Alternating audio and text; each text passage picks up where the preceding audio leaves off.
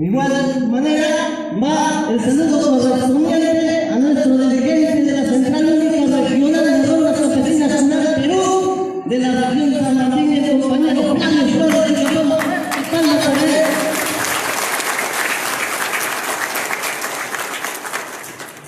Saludar a las diferentes autoridades que nos acompañan en la mesa de honor, tanto de la provincia de Bellavista, también como de la región y de otros departamentos de nuestro país.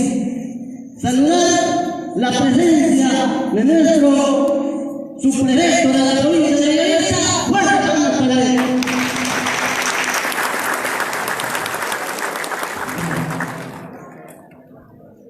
Muy bien, seguimos con el saludo correspondiente. Sean bienvenidos y el saludo cordial y afectuoso a los presidentes de las 10 provincias de la región San Martín, de los presidentes provinciales.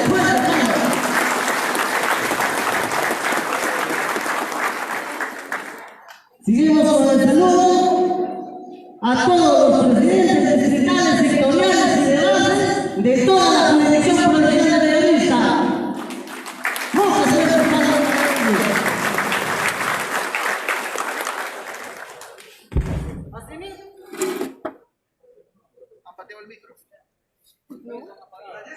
¿De nuevo? Sí, hermana, capela nomás. Dale, dale.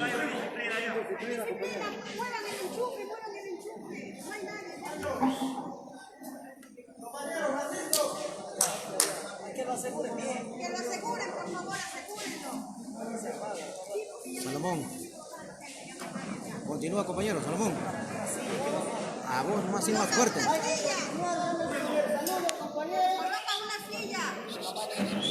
Agradeciendo y felicitando también una vez más como se mencionaba el día de ayer, para resaltarles en especial a nuestro alcalde provincial, el compañero Edgar Guevara Gallardo, por llegar a este total evento, en su respaldo, con su apoyo, compañero de Fuerza Calma.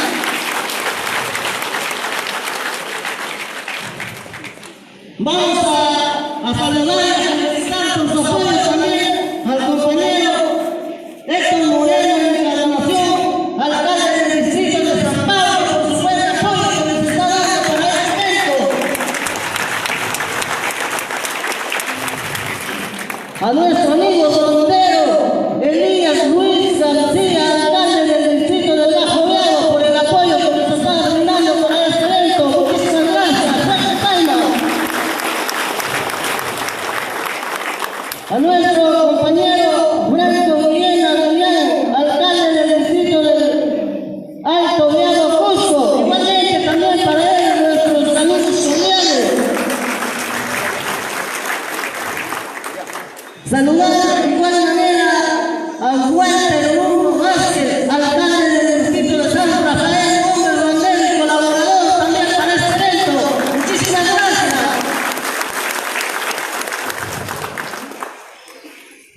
El saludo más correspondiente también a los presidentes distritales, a la directiva provincial que está con su gran esfuerzo, con esa gran jerarquía para que se lleve a cabo este evento, con alto trabajo y compañeros también de diferentes bases, los compañeros dirigentes sectoriales que están apoyando en este evento.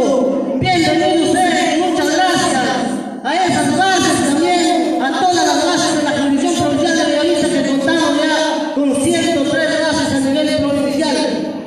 También agradecemos y felicitamos por ese gran apoyo que nos están dando y por su presencia más que todo. Y están todavía viniendo, están llamándonos, ya estarán llegando en su totalidad.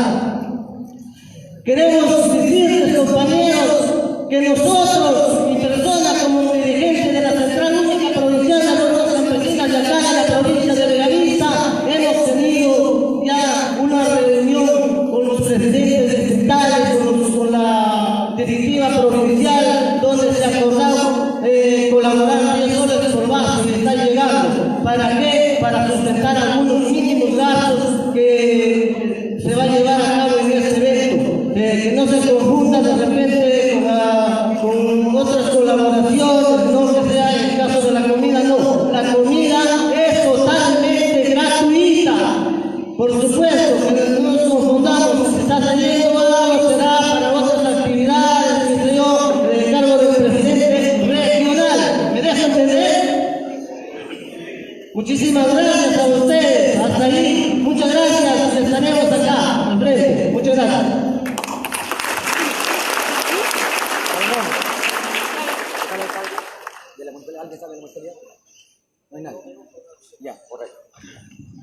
Estimados hermanos, agradecemos al compañero presidente de la Central Única Regional, compañero Salomón Ramos Cubas, por las palabras de bienvenida y felicitar también el gran esfuerzo, ese gran desempeño de las comisiones que han venido ejerciendo el trabajo y aún continúan hasta el día de hoy.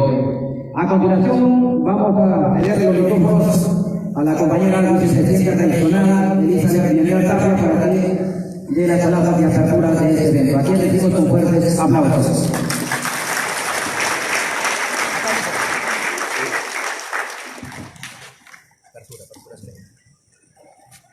Compañeros, con todos muy buenos días, saludar y agradecer su presencia y darle gracias a Dios primeramente por la vida y la salud y por todo lo que nos da para administrar en esta hermosa creación. Decirles, compañeros, que hoy, 7 de agosto, tenemos la Asamblea Regional aquí en la provincia de Bellavista, donde todos los presidentes provinciales y distritales van a dar a conocer sus falencias y sus problemáticas en sus provincias, para mejorar, para trabajar articuladamente y para hacer más grande la institución rondera.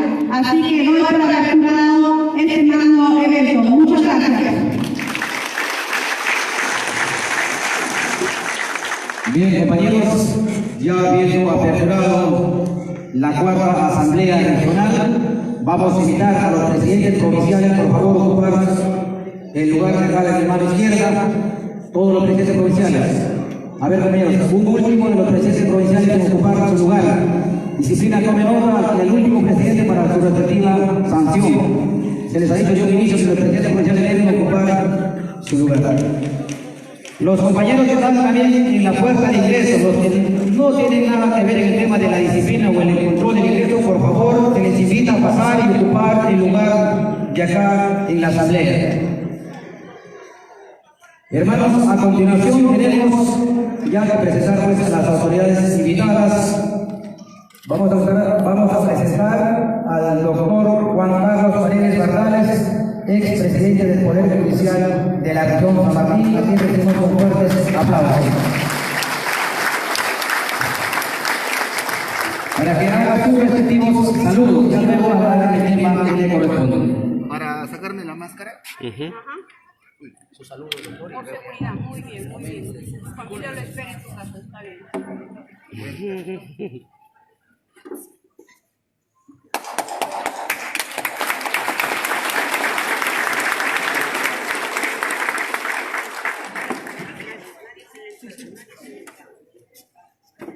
Señor Santos Saavedra, señor Flavio Flores, señor Gerardo Hoyos, líderes de la justicia comunal en el Perú.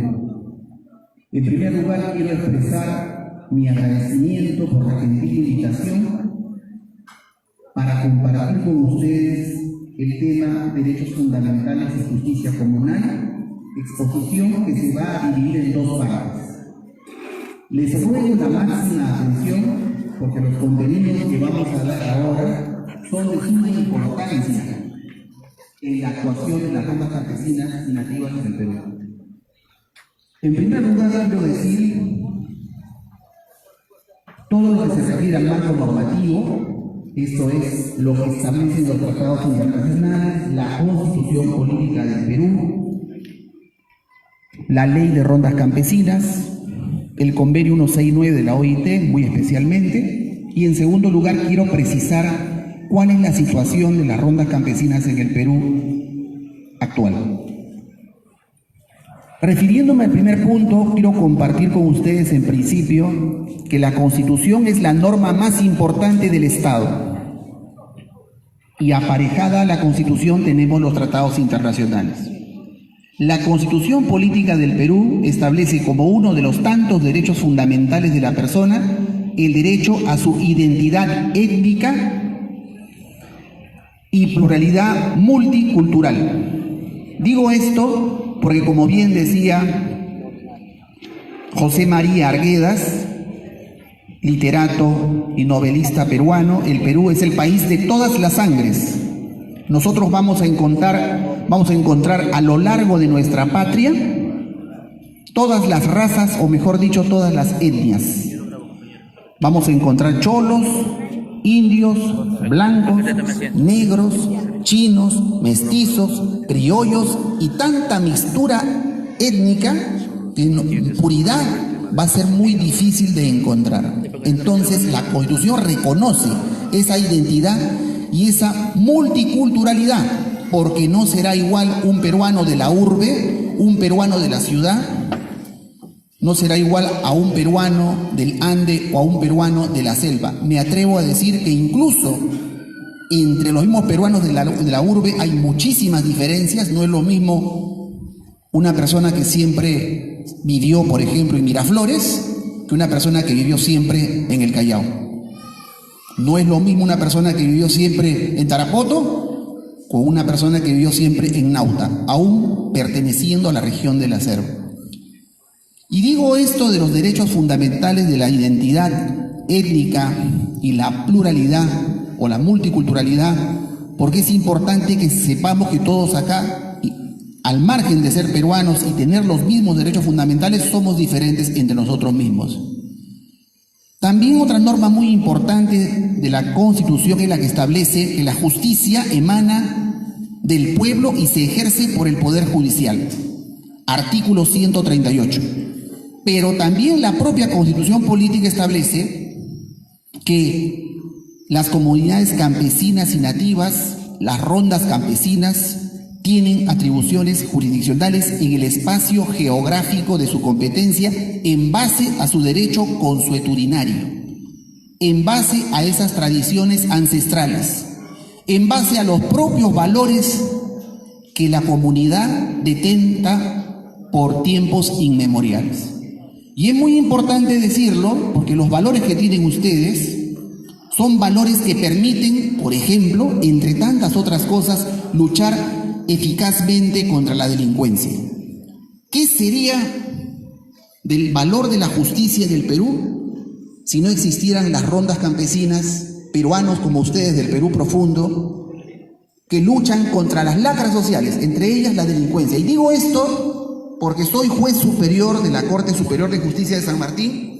Aclaro que fui presidente de la Corte de San Martín, recientemente presidente del jurado electoral, y los expedientes de los cuales tomamos conocimiento en un gran porcentaje de los casos se refieren a la actuación rondera. Voy a poner algunos ejemplos para que vean la importancia de la labor que ustedes realizan, y por eso no es lo mismo un juez que conoce el derecho intercultural por haber estado acá hace más de una década que la visión que puedan tener los hombres o mujeres de derecho desde la costa. Tuvimos un caso muy delicado en el cual una niña venía siendo objeto de tocamientos indebidos por parte de su padrastro. Se pide prisión preventiva y lamentablemente, el juez impuso comparecencia restrictiva, o sea, se iba procesado pero a su casa, no a la cárcel. A las 2 semanas la niña murió, asesinada, descuartizada, enterrada en la chacra contigua al inmueble donde vivía el padrastro con la menor y su pareja. Gracias a la actuación rondera, porque la Policía Nacional, desgraciadamente, en lugares del Perú profundo no se da abasto, el Ministerio Público no tiene suficientes fiscales a nivel nacional, el Poder Judicial lo propio con los jueces, la ronda campesina llegó y con una eficacia extraordinaria logró la declaración, mejor dicho, la confesión del padrastro de que ciertamente le había venido abusando a la menor y que incluso la había llegado a matar, que su cómplice y también violador de la menor había sido el vecino, en cuya chacra se encontraba la menor asesinada, descuartizada. Yo hago una pregunta acá y la haría en cualquier congreso nacional o en cualquier curso de justicia intercultural. Esto de la noticia criminal de la muerte de la menor, de la violación sexual de la menor, hubiera sido posible si ustedes no hubieran intervenido, si las rondas campesinas no hubieran intervenido, no hubiera sido posible. Esa causa llegó a mi sala, a nuestra sala penal, y Bueno, se hizo lo que se tenía que hacer, gracias a la actuación de ustedes. Miren, si nosotros reparamos en una lectura literal de la norma, el artículo 71 de la norma procesal dice que carecen de validez aquellas declaraciones que se dan sin presencia del fiscal y del abogado. En consecuencia, una lectura meramente normativa, legalista del Código Procesal Penal nos llevaría a la conclusión que como solo intervino la ronda, entonces esa prueba es nula, es inválida. Pero felizmente la propia Constitución se ha encargado, en el propio artículo 149, último párrafo, de proclamar el principio de coordinación intercultural. Esto es el diálogo, la colaboración, la interactuación que tiene que haber entre la jurisdicción ordinaria, la que hace el Poder Judicial, y la jurisdicción especial, la que hacen, entre otras autoridades, las rondas campesinas. Por eso resalto la importancia de la labor de las rondas campesinas, no solo en San Martín, sino en el Perú. Esto es por poner un caso, pero tenemos casos pues a raudales, ¿no? Por ejemplo, el caso de una banda que cometía robo agravado con muerte subsecuente y las rondas lo pillaron en la carretera saliendo de Moyobamba rumbo a Tarapoto.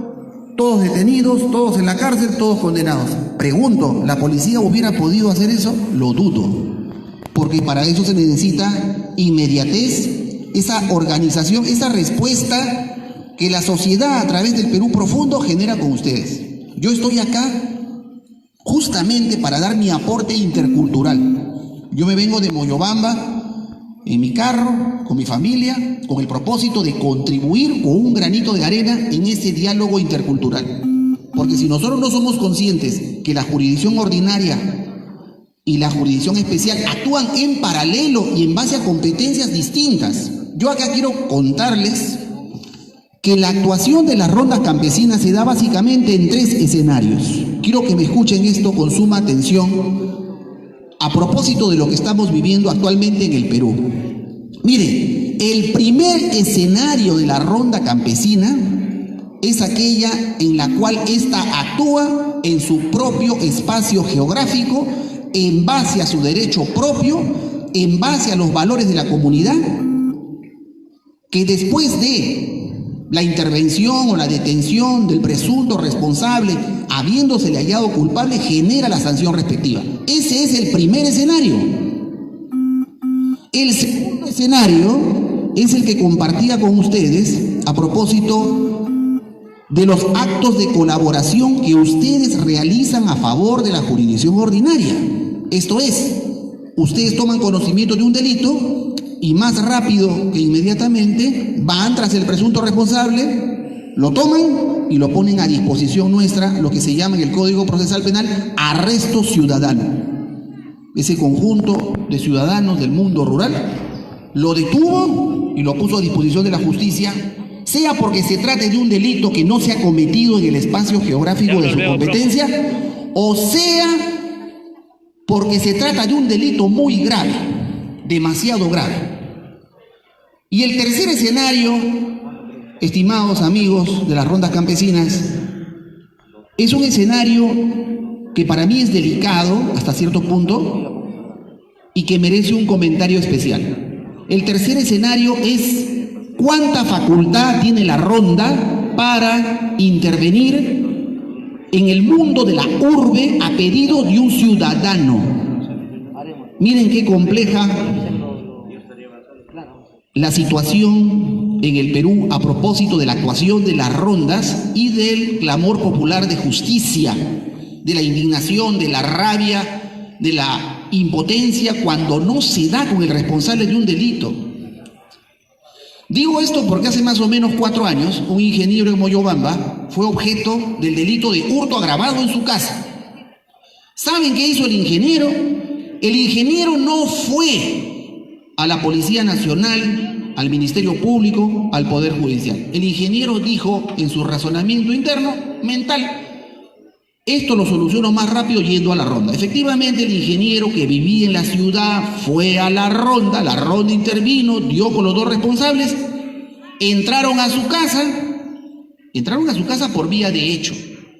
O sea, no había autorización judicial, mandato judicial, no había flagrancia delictiva. Entraron y efectivamente encontraron los bienes de propiedad del ingeniero, se lo devolvieron al ingeniero, los sometieron a ciertas aflicciones físicas, ejercicios físicos, y la ronda actuó eficazmente. Este caso que les estoy compartiendo viene ocurriendo en muchos lugares del Perú profundo, de las zonas rurales del Perú, y genera todo un estudio sociológico. ¿Por qué? Porque no hay ninguna norma, y es bueno que lo comparta con ustedes y decirlo así, cara a cara, porque nosotros somos jueces y vamos a tener a menudo casos de esta naturaleza que yo les pido por favor que todos acá hagamos una reflexión. Porque si la pregunta fuera, ¿la actuación de la ronda en esos términos fue válida? Yo creo que van a haber cuestionamientos de validez, porque la Constitución dice, actúas en tu espacio geográfico o por coordinación intercultural actúas como colaboradora de la justicia ordinaria, pero no haces justicia por mano propia. Resulta que en los últimos tiempos hemos escuchado decir a las nuevas autoridades que la justicia rondera debe extenderse incluso al mundo de la ciudad. Señores, quiero compartir esta reflexión con ustedes. La misma indignación que sienten ustedes, la misma rabia, la misma impotencia cuando se produce un delito y no se sanciona ejemplarmente al responsable, es la que siente el juez de la jurisdicción ordinaria. ¿Por qué? Porque el valor de la justicia nos permite vivir en paz, nos permite en armonía, nos permite vivir identificados como peruanos que queremos una sociedad justa, en donde todos sintamos que la justicia es un valor por igual para cada uno de nosotros. Pero eso no significa, miren señores lo que voy a decir por favor, eso no significa que la indignación, la rabia, la impotencia de no poder hacer justicia de una manera eficaz, de una manera rápida, significa que ese sentimiento o ese estado emocional esté por encima de la Constitución o por encima de la ley. De eso es lo que tenemos que tener mucho cuidado. Y yo quiero poner acá varios ejemplos para que ustedes sepan que todo aquel que no respeta la Constitución, todo aquel que no respeta la ley, se expone a las consecuencias que establece el ordenamiento jurídico. Todos nos exponemos, todos. Entonces, de lo que se trata es de tener un cabal entendimiento de lo que tenemos ahora en las normas del Perú. Un caso como este fue feliz porque no pasó a mayores respecto de las rondas que entraron a la casa, a quienes fácilmente se les pudieron, a los miembros de la ronda campesina se les pudo atribuir una serie de delitos, porque salieron de su espacio geográfico y no actuaron como colaboradores de la jurisdicción ordinaria, sino que hicieron justicia por mano propia. Señores, hay un delito regulado en el Código Penal que se llama justicia por mano propia. Y eso es peligroso. Imagínense un caso que me venga así de alguno de ustedes. Lo lamentaría.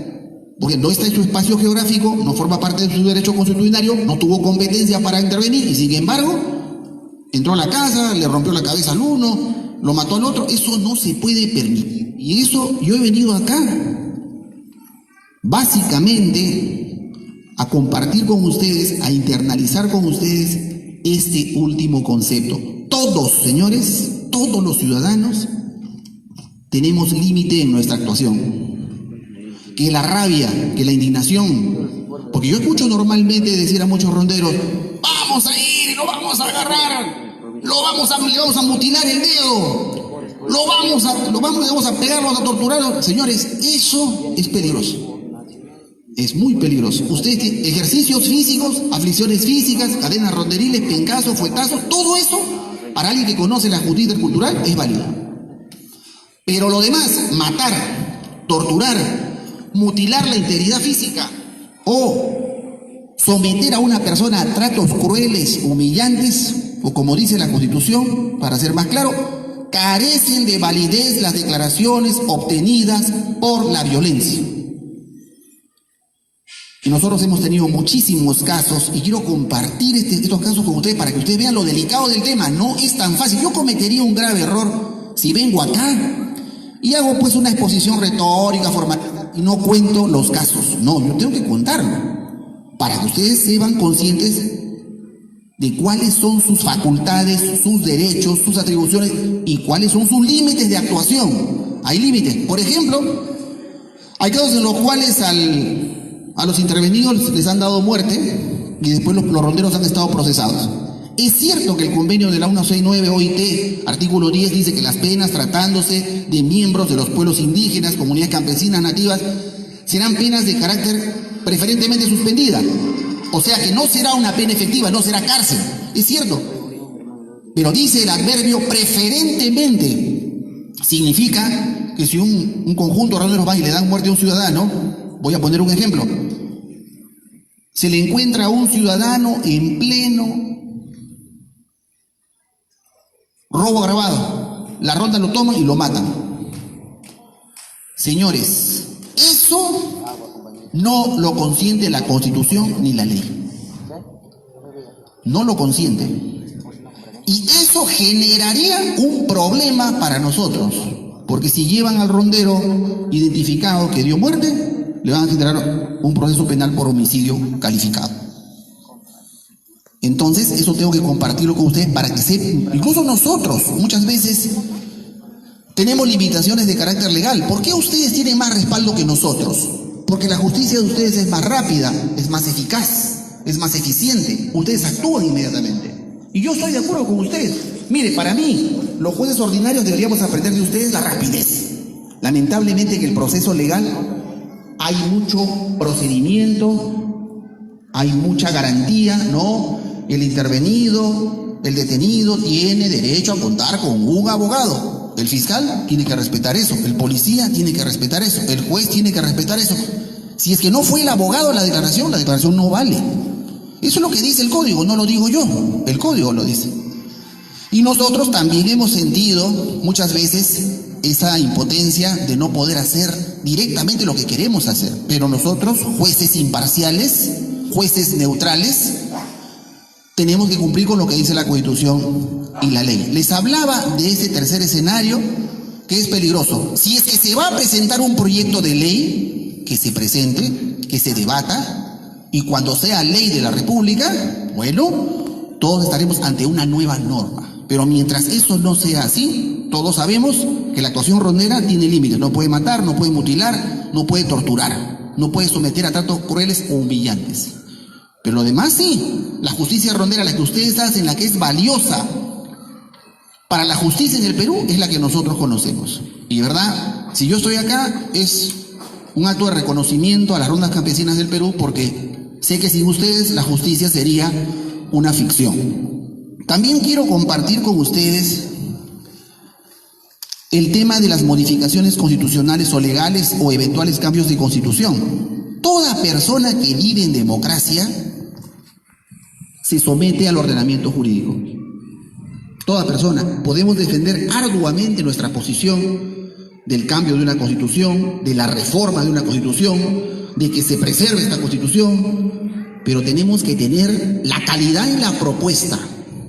Y acá quiero compartir con ustedes un tema técnico que me parece muy importante. A ver, entra a sala de operaciones un cardiólogo y va a operar de corazón. ¿Lo va a hacer bien o lo va a hacer o no lo va a hacer bien? Yo creo que lo va a hacer bien. Porque el cardiólogo estudió pues 8 años, hizo su maestría, su doctorado, su posgrado, fue al extranjero, regresó y con ese bagaje intelectual el señor va a operar bien del corazón. Es cardiólogo. Pero si a ese cardiólogo lo pone a operar de los riñones, como no tiene la especialidad de nefrología, lo más probable es que no sea el profesional médico más adecuado para operar de riñones, porque no es su especialidad. Y comparto esto con ustedes con honestidad intelectual, porque creo que cuando se trata de hablar temas técnicos, temas de derecho, temas constitucionales, los que deben hablar son los entendidos. Y ojo, hay entendidos en la derecha, en la izquierda, en el centro, en el social cristianismo, en la democracia cristiana y en todos los partidos políticos. Y hay que saber escuchar. Porque el populismo sin conocimiento nos puede traer también muchísimos problemas. Todos podemos tener muy buenas intenciones, pero hay un refrán muy popular que dice así: de buenas intenciones está empedrado el infierno. Esta es un buen anuncio. Tenemos que saber quién opinó, qué opinó, por qué hizo la propuesta. ¿Conviene al Perú? ¿No nos conviene? Señores, el debate está abierto. El debate está totalmente abierto y uno tiene que tener la capacidad de tolerar la opinión del otro. Eso se llama democracia. Por mucho que me desagrade el jurista que está hablando contra mi posición, me causa rabia, indignación, no, tengo que saber escucharlo. Tengo que saber escucharlo. Mire, yo voy a poner, a propósito de todo lo que estoy compartiendo con ustedes, un caso muy terrible, para que vean ustedes que uno tiene que escuchar y hacer justicia caso por caso. Se trataba de un APU que había sido noticiado de que un joven había cometido el hurto de un panel solar. El hurto de un panel solar. Resulta que el muchacho decía, yo no he sido, se están confundiendo, yo no tengo nada que ver, yo solo pasaba por allí, yo no tengo, al señor no le encontraron nada, pero lo amarraron al árbol de la tangarana, al muchacho, los apus movieron el árbol, salieron las hormigas y lo mataron. A ver, esa respuesta de la autoridad comunal puede ser convalidada por el derecho o por el Poder Judicial, no va a ser convalidada. No va a ser convalidada. Primero, porque no hay una proporción entre la sanción, que es la pena de muerte como consecuencia de la picadura o mordedura de hormigas, con el presunto delito de hurto agravado que ni siquiera quedó probado. Siempre cito algunas series televisivas de antaño para hacer notar temas de derecho, como por ejemplo la duda, como por ejemplo la insuficiencia probatoria. Señores, para aquellos que tienen más de 50 años de edad como yo, deben haber visto en televisión, y lo pueden hacer ahora porque todos ustedes pueden hacer a su smart. Pongan, señores, serie El Fugitivo, David Janssen. Repito, serie El Fugitivo, David Janssen, bien interesante. Donde la leyenda del anunciador de la serie dice así: Richard Kimball, acusado y condenado por el homicidio de su esposa que no cometió, quedó libre cuando el tren que lo conducía a la silla eléctrica descarriló. Libre para ir en busca del hombre manco que vio huir de la escena del crimen. Libre para escapar del implacable asedio del teniente de policía Philippe Gerard, obsesionado con su captura. Una serie muy interesante porque Richard Kimball, el médico, llega a su casa y encuentra a su esposa muerta, pero él recuerda que segundos antes había visto salir corriendo a un hombre manco. Él fue condenado porque en juicio todos los vecinos dijeron sí, el médico discutía todos los días con su esposa, sí, se insultaban, se agredieron físicamente, sí. Y como encontraron las huellas digitales de Richard Kimball en diferentes efectos asociados al delito, fue condenado. Pero Richard Kimball no la mató, llegó cuando su mujer había sido ya asesinada porque el hombre manco había cometido robo agravado en la casa de Richard Kimball. Caso interesante, señores, porque ahí uno se pone a pensar con la garantía de la duda. La duda, señores, perdónenme que toque algún tema técnico, pero que es importante. La duda favorece al imputado, porque la pregunta sería la siguiente. Claro, la masa enardecida puede ser que él es. Y yo les preguntaría a ustedes, ¿y si no fue? ¿Y si no fue? Hubiera sido un acto mucho más arbitrario, lesivo, abusivo, antijurídico, que el propio delito que se le atribuyó al que se le condena a muerte.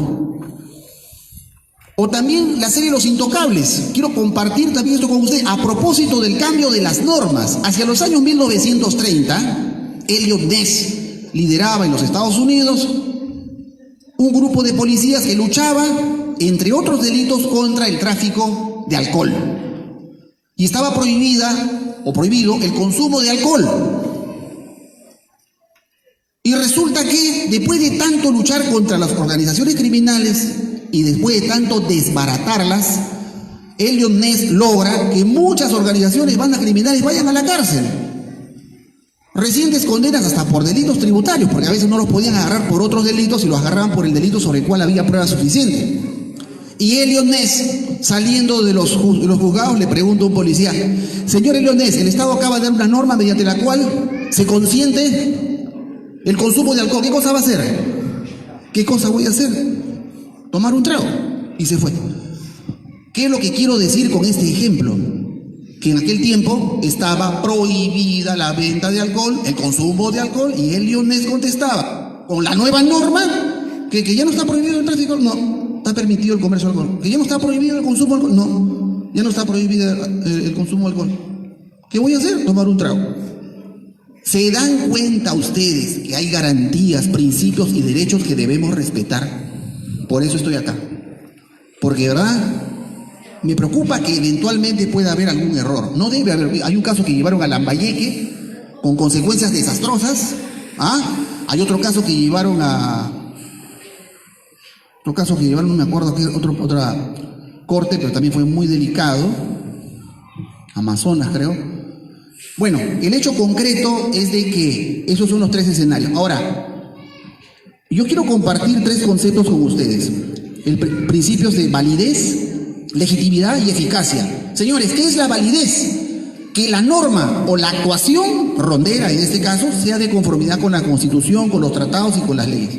Oye, ¿es válida la actuación de ese rondero? Sí, perfecto, excelente, maravilloso, digno de mucho reconocimiento. Es válido porque es de conformidad con la Constitución y con la ley. Es válido porque la actuación rondera se dio en ese marco. Es válido, vale. El principio de legitimidad, que tiene que ver con que la actuación cuente con el respaldo de la sociedad. Por ejemplo, el caso que les conté de la niña que fue violada reiteradamente por el padrastro, por el vecino, asesinada, descuartizada y enterrada en la chacra del vecino. Intervinieron las normas. Para mí es una actuación, para mí sí. Seguramente para muchos jueces de Lima van a tener mucho problema de entendimiento, porque ellos no viven acá y no conocen el Perú profundo. Nosotros le diríamos, con mucho respeto, a los miembros del Tribunal Constitucional, a los miembros de la Corte Suprema, que vengan a conocer el Perú profundo acá. Porque solamente acá uno puede conversar con los compatriotas que hacen ese tipo de justicia eficaz, porque es la única forma de neutralizar el delito y una serie de ilícitos que se pueden cometer en una comunidad o en una sociedad. Y finalmente, señores, el principio de la eficacia. Una norma es eficaz cuando la norma se cumple. Si la norma no se cumple, se dice que la norma es ineficaz. Por ejemplo, lo que se dice de la Policía Nacional, de la Fiscalía o del Poder Judicial. Nosotros lo chapamos y ustedes lo sueltan. Nosotros hacemos lo imposible, arriesgamos nuestras vidas y ustedes le dan libertad. ¿Saben cuál es el problema, señores? El problema es que la norma establece una serie de garantías que a veces deberían ser objetos de mesas de diálogo y de compartir con ustedes. Les voy a poner un ejemplo. El delito de hurto agravado tiene la pena mínima 3 años. ¿El juez lo puede condenar a ese señor a pena suspendida? Sí. ¿El juez apenas lo detienen a ese señor le puede dar comparecencia y no prisión? Sí. ¿Eso es ilegal? No. Pero ¿cómo lo toma la sociedad? Mira cómo ese juez, si lo pillaron en la casa sacando la laptop, la computadora, ¿cómo le puede dar libertad? Señores, amigos ronderos, distinguida concurrencia, las normas están redactadas de esa manera, por eso muchas veces no se entiende, ¿no? ¿Cómo ese juez ha podido hacer eso, no? ¿Cómo eso? Y claro, faltaría que alguien venga acá y les diga, ¿por qué? Porque la ley establece eso. Hurto agravado, hurto simple, pena mínima 3. Y la prisión preventiva se impone cuando el delito tiene una pena 4 para arriba. Quiero compartir también el tema de la prisión preventiva, porque también hay mucho reclamo, mucho cuestionamiento, mucha protesta contra la jurisdicción ordinaria cuando no pone una pena efectiva o cuando no da prisión preventiva. ¿Por qué? Para hablar de la prisión preventiva requiere 3 presupuestos. Es bueno que los comparta con ustedes. 3 presupuestos. Primero, prueba suficiente. ¿Hay bastante prueba? 1, 2. Segundo, que la pena sea superior a 4 años. A 4 años. 4. Y tercero, que no haya peligro procesal. Que no haya peligro de fuga o de obstaculización de la averiguación de la verdad. Ese es el tema de fondo.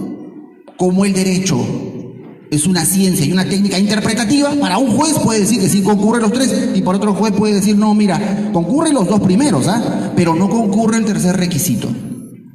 Eso del peligro no concurre para mí, porque el señor tiene domicilio conocido, trabajo conocido, negocio conocido, ha traído su recibo de luz, de agua, teléfono, celular, recibos de pago del colegio de sus 4 hijos, es un hombre intachable, pero está denunciado por delito de tráfico de influencias.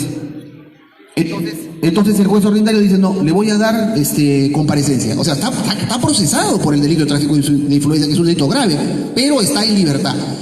Señores, qué interesante compartir esto con ustedes, porque ya ven que las garantías, los principios y los derechos de la jurisdicción ordinaria tienen un contenido, tienen un conjunto de requisitos que a nosotros nos ponen en aprieto. Quiero compartir un caso más con ustedes, por favor, presten atención.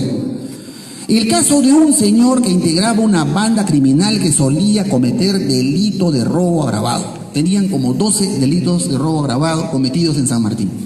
Resulta que uno de ellos cae, lo lleva a la policía y la policía lo ultraja físicamente de tal manera que le fracturan el brazo. Resulta que este procesado, que pertenecía a esa banda criminal y que habían cometido una serie de delitos, el último en Aguas Verdes, cerca a Moyobamba, este señor confiesa con lujo de detalle su real responsabilidad penal. Hemos hecho 12 atracos, la banda estaba integrada por fulano, mengano, sutano, perengano, trasangano, éramos 12 en total. Él tenía las armas, el otro el pasamontañas, el otro daba el pasaje, el otro ponía los carros. Señores, ustedes leían la declaración de este señor, era impecable confesión de la comisión de los delitos y su responsabilidad. ¿Dónde venía el problema para los jueces ordinarios? ¿Dónde venía el problema? Le fracturaron el brazo. Viene el abogado a la audiencia y dice, señor, a mi defendido le han fracturado el brazo. Y como consecuencia de eso, de la violencia física ejercida contra y patrocinado, declaró todo lo que aparece en el expediente. Buena pregunta para todos ustedes, los invito a reflexionar conmigo. ¿Usted, juez ordinario, juez que respeta los tratados, la Constitución, la ley, tiene un grave problema allí? Porque usted en su fuero interno, usted en su íntima convicción dice, él es, pero tengo un problema, le fracturaron el brazo. Y las declaraciones obtenidas por la violencia, de acuerdo al artículo 2 de la Constitución, carecen de validez. Vamos a suponer que yo lo condeno, ¿sí? Me lleno de rabia, de indignación y lo condeno. Mañana más tarde me pone un habeas corpus y va a ser declarado fundado por no haber respetado la Constitución, asociado a el derecho a la libertad individual. ¿Por qué? Porque la policía tenía que respetar sus derechos, tenía que respetar garantías, principios y derechos. ¿Se dan cuenta? ¿Se dan cuenta? Ahora, las garantías, chiquito, para que todo el mundo me entienda, la garantía es un mandato de actuación. ¿A quién? A todos los poderes del Estado, a los poderes públicos. Mandato de actuación significa, tú, si él no tiene abogado privado, tienes la obligación de asignarle uno de oficio o un defensor público. Ah, garantía. Tiene derecho a un abogado. Principio. Es el concepto teórico, político, jurídico, dogmático que utilizan los jueces para interpretar las normas, para mejor resolver. ¿Se dan cuenta que no es tan fácil? ¿Ve? Y finalmente, el tema de los derechos, que es la facultad que tiene cada uno de exigir lo que le corresponde al Estado, a la sociedad o a un tercero. Yo quería compartir, señores, todo esto porque es muy interesante y tenemos que aprender a escucharnos. Nosotros a ustedes, que me encanta escucharlos, siempre me han buscado, no solamente cuando era presidente de la Corte, sino también presidente de la Sala o director de la Escuela de Justicia Intercultural, siempre me ha gustado escucharlos. Hace poco, por ejemplo, tuvimos un debate con un fiscal superior que había solicitado la prisión preventiva para 19 ronderos. Bueno, yo le hice una disquisición y le dije, una cosa es el ánimo de un rondero de delinquir, por ejemplo, el rondero que cobra para actuar, por ejemplo, el rondero que da muerte, el rondero que tortura. Y otra cosa es la motivación que tiene el rondero de hacer prevalecer el valor de la justicia en la comunidad. Hace poco una protesta, no voy a adelantar ni el número de expediente, ni el detalle, ni nada, pero lo que sí puedo decir es que le dije a ese fiscal superior, y creo que falta mucha mesa de diálogo con los fiscales, con los policías, incluso con los abogados, para entendernos mejor. Yo le dije, la motivación que tuvo la ronda campesina no fue delinquir. La motivación que tuvo la ronda campesina cuando toma la carretera fue hacer sentir su voz de protesta porque el Estado no lo escucha, no las escucha. Es una motivación distinta, no es el ánimo subjetivo doloso de cometer un delito. Es muy importante también compartirlo con ustedes porque, como ustedes sabrán, los jueces ordinarios estamos sometidos normalmente a bastante presión.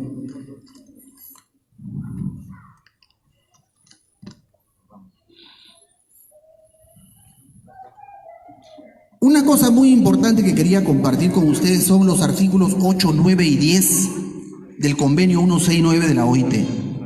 Señores, el artículo 8 de ese tratado internacional dice que el Estado no puede dar normas que invadan el ámbito de competencias de las normas de derecho consuetudinario que tienen la jurisdicción especial.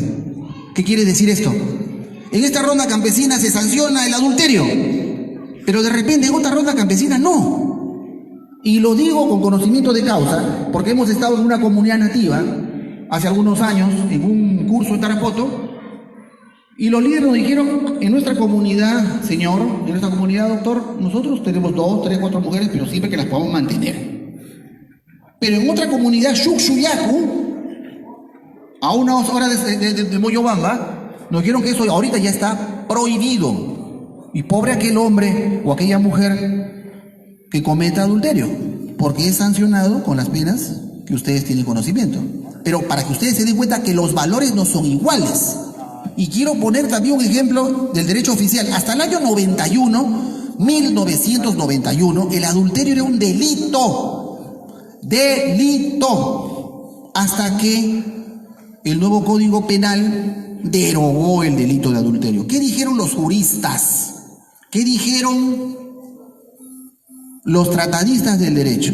El Estado no puede arrogarse el derecho de meterse a un problema privado.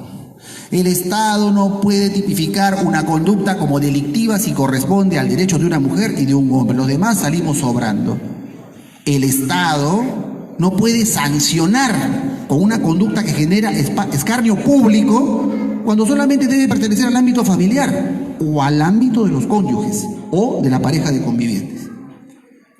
Esa fue la fundamentación.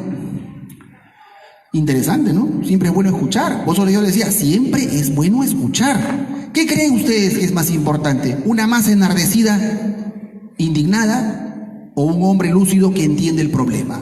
Y que ese hombre lúcido va a decir, mira, ojo, si tú haces eso porque estás molesto, estás indignado, estás con rabia, te puedes meter en problemas espectaculares y puedes desgraciar tu vida. No solo tu vida, la de tu familia también. Mire, en la norma constitucional de Corea del Sur, hay un artículo bien bonito que dice así: todo ciudadano tiene la obligación de controlar su ira. Qué interesante, ¿no? Del universo de delitos, ¿qué porcentaje se cometen desde el estado emocional de la ira? Desde el estado emocional de la ira. Muchos, ¿no? Muchísimos. Una mala reacción, una mala broma, una mala relación, una amistad que se convierte en enemistad, una pugna por poder, una pugna en un colegio, una disputa por una plaza de trabajo, puede generar ira, se agarran a trompadas. Y llegamos a estados de barbarie. Eso no es bueno. Eso no es bueno. ¿Por qué? Porque degrada el valor de la justicia. Nosotros tenemos que, por ejemplo, el derecho consuetudinario que tienen las rondas me parece muy válido, muy legítimo, muy eficaz, pero jamás el ordenamiento jurídico consentirá muerte, mutilación de la integridad física, tortura. Eso no lo va a consentir. Y es bueno que yo lo comparta así, mire, directamente mirándole a la cara a toditos ustedes. Bueno, es bueno que lo compartan. ¿Para qué? Para exhortarlos a que no caigan en eso. Ustedes pueden seguir haciendo una justicia maravillosa sin lesionar de manera esencial los derechos fundamentales de la persona. Les hablaba del artículo 8. El Estado no puede invadir las costumbres de los pueblos indígenas. El artículo 9. Los Estados parte no pueden invadir los procedimientos o los métodos de las comunidades indígenas siempre que no violen derechos fundamentales. Interesante. Y el artículo 10, que dice que si un miembro o si un comunero sometido a la jurisdicción ordinaria, la pena será preferentemente no encarcelamiento. No encarcelamiento. Pero hay que ver cada caso por caso, porque no todos ellos presentan la misma gravedad. Miren, yo podría seguir hablando muchísimas cosas con ustedes, pero no quiero cansarlos. Entiendo que los maestros universitarios, cuando estaban en San Marcos, nos decían una buena exposición de 20 a 40 minutos y ahí cierras, porque si no ya generamos hastío. Quiero reiterar mi agradecimiento al señor Merardo Hoyos, con quien siempre tenemos constante comunicación, siempre nos invita a eventos de esta naturaleza, nos anima el propósito de contribuir a la justicia intercultural y además que la justicia sea auténtica, que la justicia revele valores. La justicia no puede revelar el pseudo valor de la degradación de la conducta humana. Si una persona hurtó, yo no puedo decir que justicia es matarlo, porque convierte en delincuente al que comete el homicidio. ¿Me entienden? Y eso se llama proporcionalidad. La proporcionalidad tiene que ver con el grado de respuesta. Y la razonabilidad, señores, chiquito, para que todo el mundo lo entienda, es lo que se opone a arbitrariedad. Una vez tuvimos un caso, y lo voy a citar, así se moleste alguno, lo voy a citar. Una vez tuvimos un caso de un rondero que tenía una retrocarga y estaban en busca de una persona que había cometido el delito de robo. Resulta que un joven sale corriendo. El rondero va, le apunta con la retrocarga y lo mata, le vuela el brazo. Le vuela el brazo. Cuando fue a juicio oral, le preguntamos, señor, ¿por qué usted disparó? Y el rondero dijo, porque lo vi corriendo. Ahora yo les pregunto a ustedes, ver corriendo a una persona sobre la que no se tiene certeza si ha cometido o no el delito, ni siquiera ha sido interrogado, ¿justificaría el disparo con una retrocarga y amputarle el brazo? Por favor, si le fallamos a los principios de proporcionalidad, grado de respuesta, o al principio de razonabilidad, tu actuación no puede ser arbitraria.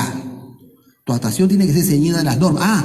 Encontraron al señor que estaba violando a la niña. Perfecto, entonces se lo llevan detenido, ejercicios físicos, aflicciones físicas, actas, declaraciones. Yo los aplaudo, porque eso es lo que corresponde. Lo otro, visto desde la ciudad, visto desde la costa, visto desde la urbe, significaría lo siguiente. No, espérate un ratito, señor Paredes Bardales, no, estás equivocado. La Constitución solamente establece dos supuestos: la detención por mandato judicial y la flagrancia delictiva, o sea que el delito se esté cometiendo en el acto. Y yo le contestaría, ¿y si solamente hay esos dos supuestos, en qué caso podrían intervenir válidamente las rondas cuando se acaba de cometer un delito grave? Para mí sí tiene legitimidad, validez y eficacia con ese tipo de conductas orientadas a hacer justicia. Y el último punto, señores,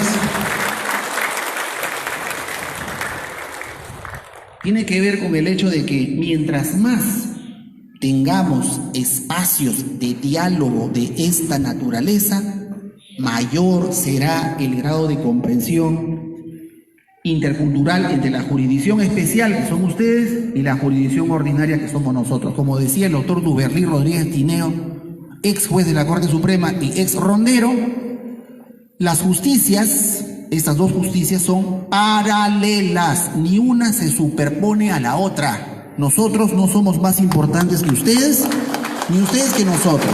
Cada uno tiene su propia competencia y debemos apoyarnos mutuamente. Estimados amigos de las Rondas Campesinas, muchísimas gracias por invitarme. Mi nombre es Juan Carlos Paredes Bardales, soy juez superior de la Sala Penal de Moyobamba y encantado de venir tantas veces me llamen. Gracias.